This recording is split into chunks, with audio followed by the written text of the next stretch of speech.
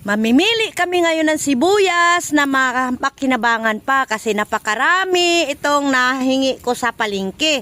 Di ba yan, no? Ang dami kong nahingi.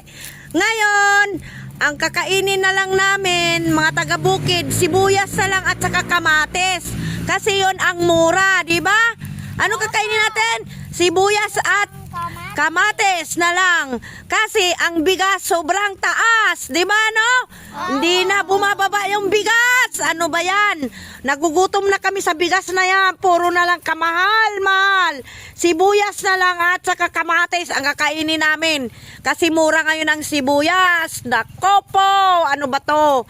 Buhay natin dito sa Pinas. Sibuyas na lang ang kakainin namin. Kaya ito na, samahan nyo kami, mamimili. O, gusto nyo bang bumili at pumunta rito? O, marami ito. O, ganyan, o, ganyan kadami, o. Ang lapad-lapad nitong ginagawa namin bilaran, o. Diba? Pinapatuyo namin dahil ang mura ng sibuyas ngayon. O, bagsak presyo ang sibuyas. Yan. Pero ang bigas, sobrang taas. Hindi ko na alam kung anong gagawin natin ito. Bye! Bye daw, bye!